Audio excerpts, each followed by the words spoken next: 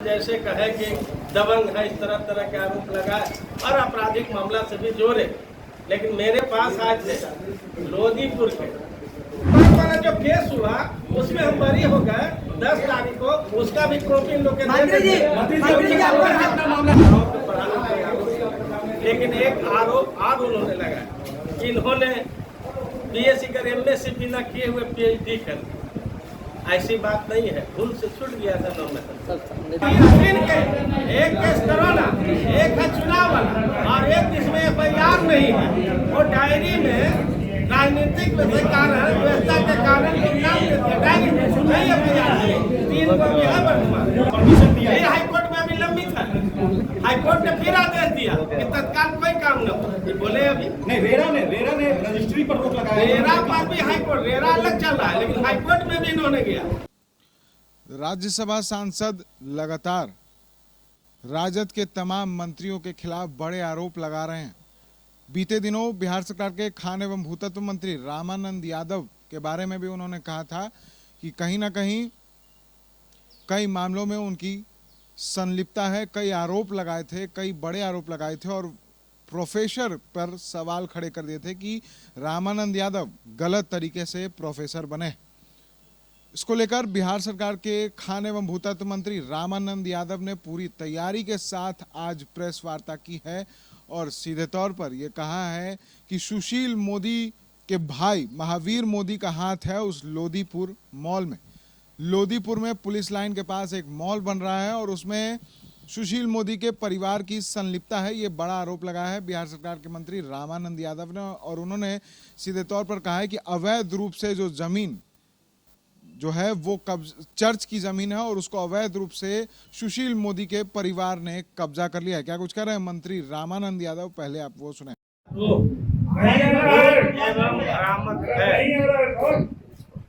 जिस केस का हवाला दिया गया और आरोप पे बात किया गया वो माननीय न्यायालय जहानाबाद द्वारा उसके 10 तारीख 10 अगस्त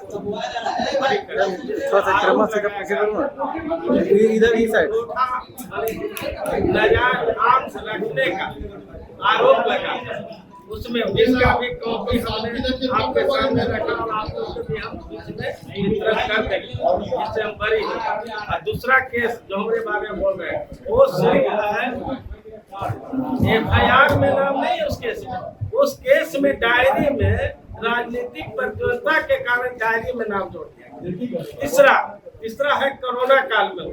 चौथा केस जो हम चुनाव लड़ रहे थे मधुआ विधानसभा, वहाँ अलावलपुर का चुनावी केस, यही केस है। उनमें मैं अपराध से जुड़ा हुआ मामला नहीं है और नहीं मैं दबंग हूँ।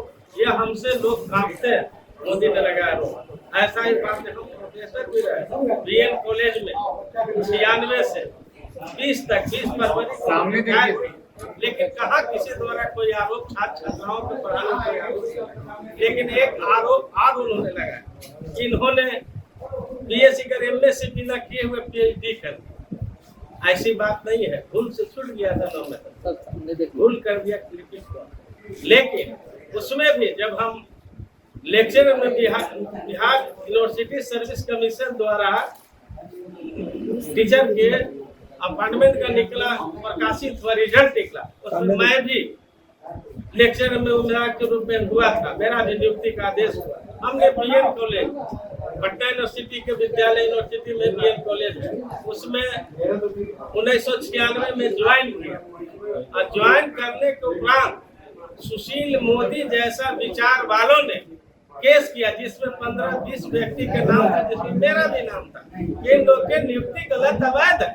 माननीय उच्च न्यायालय में रिट पिटीशन दायर किए, माननीय उच्च न्यायालय ने जांच करके ये सब चीज ठीक था, पूरा दस्तावेज के जांच किया, बोला अपॉइंटमेंट ठीक है।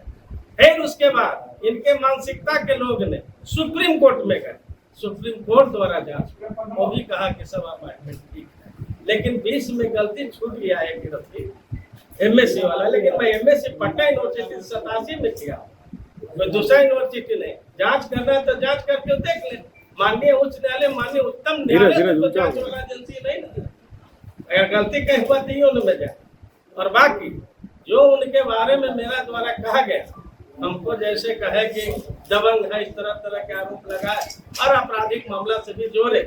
लेकिन मेरे पास आज से लोधीपुर के चर्च के लोग, ये लोग हैं, फादर है, ये उनके सेक्रेटरी है, ये हमारे राम नरेश जी जो खेतान मार्केट से संबंधित केस है, इनका भी दोनों में चल रहा है। और इनका भी इन्होंने आवेदन दिया था कि मोदी, सुशील मोदी के भाई महावीर मोदी एवं अन्य लोग ने इसमें संलिप्तता है। तो हमने कहा था कि इसका जांच कराएंगे, जांच के दरमियान जो आवेदन उस पर कार्रवाई होगी। हमको एक दस्तावेज दिए, उसमें था उत्कर्ष स्फटिक कमिटी लिमिटेड, उत्कर्ष स्फटिक लिमिटेड में नाम आया हरीश कुमार मोदी एवं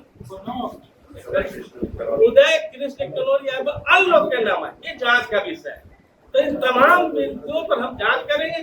अब जो हमारे पास फादर ने जो लिख के दिया है ये बताएंगे, और उसके बाद इनका भाई, इनका ब्रदर का जो बेटा का जो हत्या हो संबंधित जमीन है और इनका भी समाज के गोली लगी, ये बताएंगे और ये बताएंगे।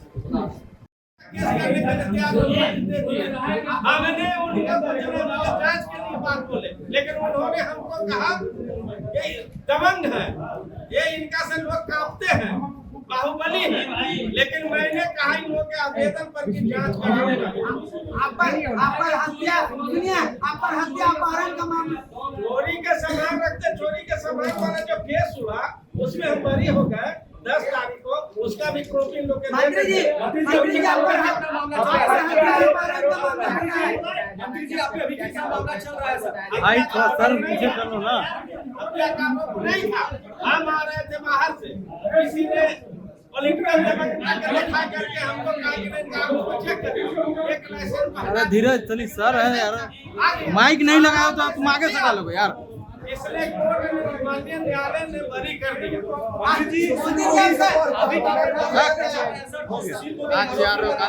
प्रेम बार बार खराब कर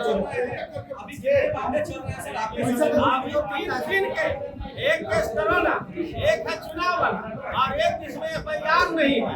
वो डायरी में राजनीतिक व्यवस्था के कारण नहीं एफआईआर तीन को यह वर्तमान दिया।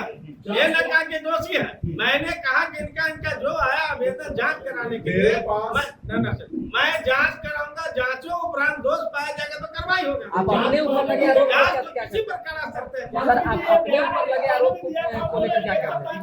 मेरा पर जो आरोप लगा बिल्कुल भ्रामक और गलत आरोप है। मैंने जांच कराने के लिए और वो नोटिस दिया, मैं भी नोटिस, वो केस कर, मैं भी केस के लिए तैयार हूँ। आप भी मानहानि का केस करेंगे? मैं उनका मानहानि के लिए नहीं बोला, मैंने जो दोनों लिखे थे उस पर जांच कराने के बाद आप उसमें स्फटिक कंपनी लिमिटेड में नाम भी है, सब मोदी है, जनोरिया है, सब हम जांच कराने के बाद जांचों उपरांत अगर कुछ आवेगा उस पर कार्रवाई कंपनी में तो कौन मोदी है, ये सब जांच होने के बाद ना निकलेगा तो कार्रवाई होगा। डायरेक्ट मैंने आरोप नहीं लगा। मोदी तो आपसे प्रमाण मांग रहे हैं कि कहाँ हमारा खेतान मार्केट में जो है भूमिका है, आपसे प्रमाण मांग रहे हैं। भूमिका के बारे में बोला ना कि मेरा भाई कहाँ लिख के दिए, तो आप लिख के देंगे, मैं उस पर जांच कराऊंगा, चाहे फॉल्स हो या सही हो, मेरा काम है जांच कराना। सब कागज पत्र के साथ दिया है। किससे जांच करवाएंगे? किससे? नगर विकास विभाग से, जैसे उन्होंने कहा कि बिना जब कहीं किसी कोर्ट में केस लंबित रहता है तो नगर निगम नक्शा पास नहीं करता, इतना मैं भी जानता हूँ। लेकिन फिर भी नक्शा पास, एक कमिश्नर ने रिजेक्ट किया, दूसरा नगर कमिश्नर ने नक्शा को पास किया जो उन्होंने बोला। जांच का विषय, जांच करावे के जांचों पर जो होगा पेनल्टी लगाकर सर परमिशन दिया गया, इनके अनुसार पेनल्टी लगाकर ही परमिशन दिया गया। हाई कोर्ट में अभी लंबित है, हाई कोर्ट ने फिर आदेश दिया कि तत्काल कोई काम न हो।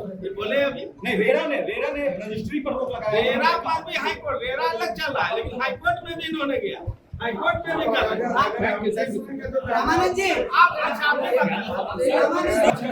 जब हाई कोर्ट में लंबित होता है, विभाग हो या कुछ हो, उसमें कोई काम नहीं होता है। जब तक निर्णय न हो जाए फिर जांच कैसे कराइएगा जब हाईकोर्ट में मामला बताया जा रहा है आपको। हाईकोर्ट में जांच होकर रहेगा परंतु कार्रवाई नहीं होगी। जब हाईकोर्ट निर्देश देगा चला जाएगा। तो आपने सुना मंत्री रामानंद यादव ने सीधे तौर पर कहा है कि कहीं ना कहीं सुशील मोदी जो मेरे ऊपर आरोप लगा रहे हैं तो ये आरोप बेबुनियाद हैं और जितने भी इल्जाम मेरे ऊपर लगे हैं और जितनी भी केस हुई हैं सभी में मैं बरी हो गया हूं। वहीं उन्होंने सुशील मोदी के ऊपर ही पलटवार कर दिया और सीधे तौर पर कहा कि सुशील मोदी गलत काम करते हैं और उनके परिवार के लोग अवैध रूप से जमीन कब्जा कर मॉल बनवाते हैं। ऐसे ही तमाम खबरों के लिए बने रहें द एच डी न्यूज़ के साथ और देखते रहें द एच डी न्यूज़।